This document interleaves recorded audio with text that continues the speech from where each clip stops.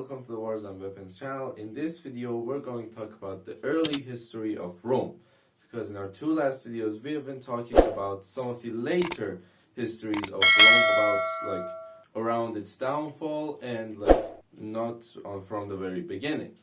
So in this video, we're going to go all the way back to how the Roman Republic was born, and then it turned into an empire, and then became the Italy or Rome that we know today. So in order to do this, you don't actually go back to 509 BC. We go back to 753 BC, because that is when the Roman kingdom is born around the city of Roma or Rome, which the Roma is basically the old Latin name of the city of Rome in English. So the Romans just came by and then they found some piece of land. It was around a river and it was a pretty fertile land. So they thought, we can make a city here because we can easily farm, we can raise cattle here. So life will be pretty good and easy. So they just started building the city, and then they decided that we need a leader.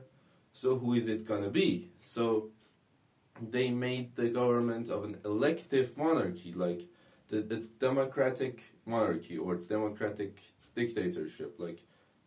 I know those two words don't mix up well. They're like water and electricity, but the Romans somehow found a way to mix these two up and then make something that they had one vein of the republic within them, and then they had the other vein of an empire within them. So it was basically just mixed. They would vote, and then they would choose a leader, and then he would rule as a monarch, and then when he died, they would just elect another monarch to sit in his place. So that's basically how the Roman kingdom in the Roma city worked. So after some time, in 509 BC, the Romans decided that no, we're no longer going to elect any more kings to sit in the place of the last one.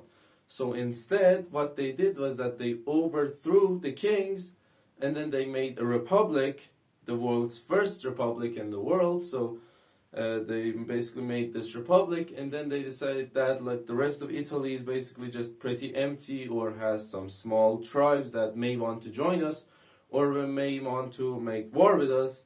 So we're basically the strongest city in the entirety of the Italy region, so why shouldn't we start expanding?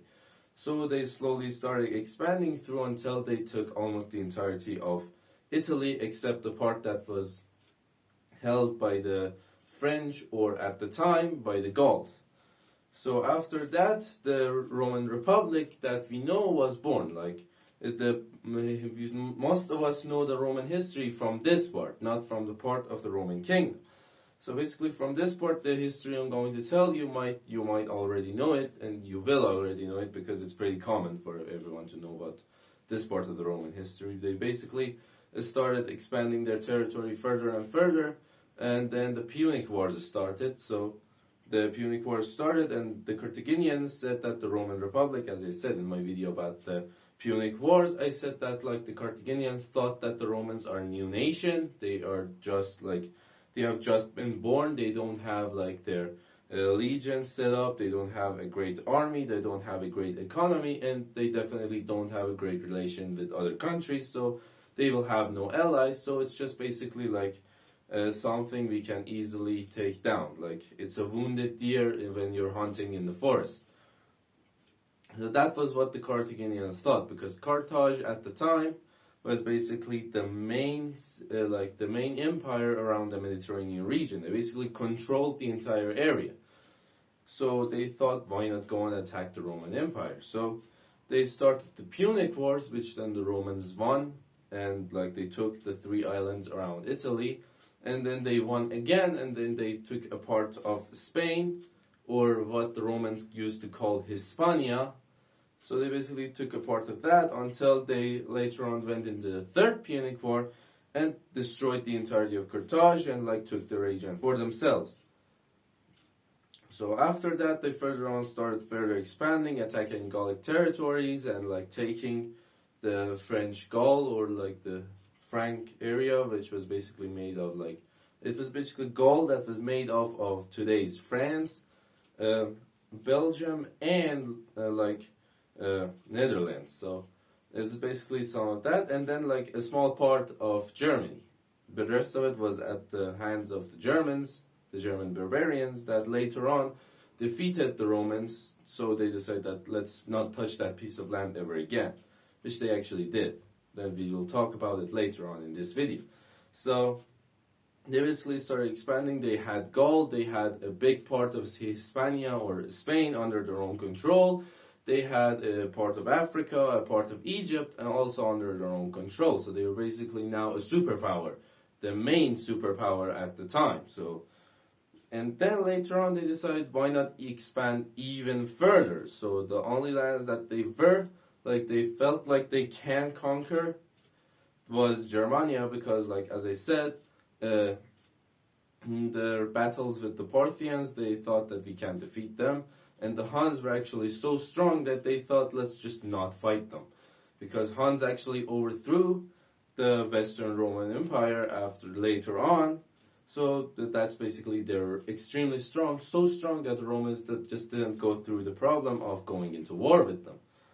So they started expanding into Germania, and then they set up camp, and as I said, the Battle of Teutoburg Forest happens, and then like they fall back, and then they decide to go no further. They just build a ton of forts around the Germania region so that like Arminius and his forces or the rest of the Germans don't ever come by and try attacking Rome. So that basically goes on until it's 27 BC, and the Roman Empire is born, and it overthrows the Roman Republic. Though the Senate still works, I don't know like how the Senate still works, but like it's an empire. The Caesar has all the jobs. Like he's basically the main monarch of the country. The Senate just like does some things, and then it calls itself work. So basically the Roman Empire, and then they thought, well, why not expand even further? So they capture some territories towards the east until they reach the Huns, and then they go on and they capture enough land in Germania to actually reach the Rhine River, and then they set up fortifications around the Rhine River so that even if the Germans decide to ever attack the Romans, they would have to go through a pretty tough time, because like you would have to cross the Rhine River, which is basically extremely hard, because it's one of the biggest rivers in Europe. So you basically have to swim through one of the biggest rivers in the entirety of Europe, like with your weapons and your gear and armor, while being under like arrow fire, sometimes fire from catapults and ballistas. And then when you reach the fortification, which is almost impossible, if you even manage to reach it, you have to climb the walls and then fight the Roman legionaries inside. So it's basically just impossible to take down that fort. I mean, those forts, because there were a series of forts just set up around the Rhine River.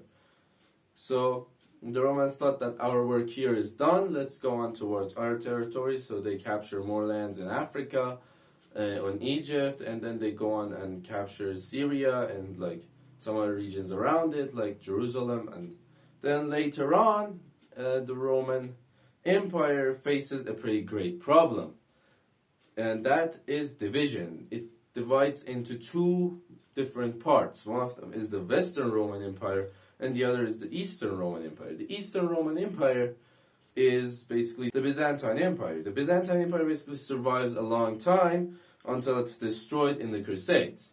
But the Western Roman Empire is not so lucky. It does not it doesn't stay alive that long. So the Western Roman Empire, like the Germans actually see their time to shine. So they basically attack the forts, and I don't know, somehow they overthrow the forts. And then the Huns also see their opportunity to expand their lands. Even though the Romans paid them to not attack them, they thought to themselves, well, it's a smart move to just buy more weapons with the Roman gold and then attack Rome for even more of their gold.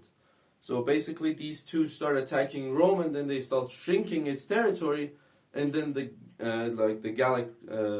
Gallics start a few uprisings against the Rome, and then they kill some of Roman soldiers, and then this inspires the people of Hispania to also make uprisings against the Romans, until basically Rome just gets weaker and weaker and weaker, until it is literally defeated and there is no more Western Roman Empire. And like the Eastern Roman Empire, no, it doesn't even count as a Roman Empire. The main Roman Empire, when you say someone Roman Empire, you mean the Western Roman Empire, which basically didn't live as long. And so that's basically a pretty simple part of the history of Rome. I should definitely make a video about like dividing it into multiple parts and then like expanding those parts and to like introduce them to you even more, because that's basically where the interesting parts of history is. Anyway, thank you for watching. Make sure to like the video. We're extremely close to 100 subscribers, so make sure to hit the subscribe button. Like I'm running out of ideas of what I should make videos about, so if you have any idea or want any kind of video in this channel, make sure to leave some suggestions or ideas in the comments. Thank you for watching again, and stand by for the next video.